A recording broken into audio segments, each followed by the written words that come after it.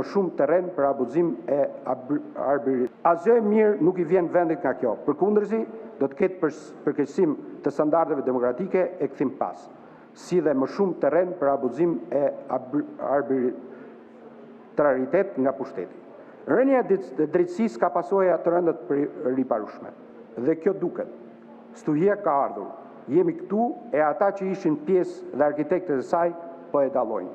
Thjesht ju mungon kuraja për të pranuar e për të kërkuar ndjesë shqiptarëve. Një kriter ishte mungesa e aksesit në drejtësi.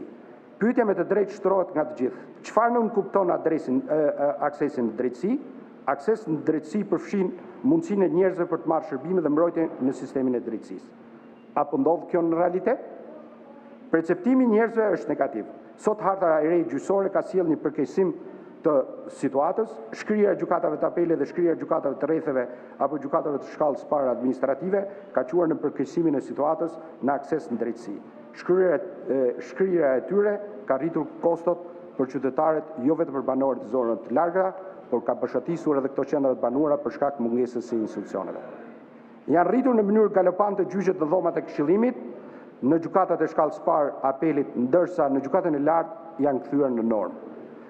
Drejtësia në vetvete është edhe pjesëmarrje dhe bëhet e preshme kur qytetarët e përjetojnë dhe jo siç është bunkerizzuar sot.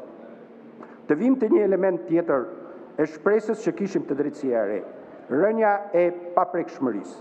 Vërtet sot ka disa figura të larta në paraburgim dhe në gjykim, dhe lajme për të tjera po vinë.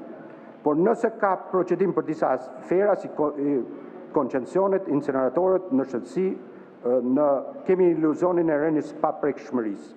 Dhe jo rënie reale, kur hetimi nuk shkon tek ideatori dhe përgjegjësi real tek urdhëruesi i vërtet, tek i këtij ideatori dhe përgjegjësi i vini anash, se nuk guxon ta marrësh as në pyetje, atëherë ke ngritur administratorë të re të paprekshmërisë.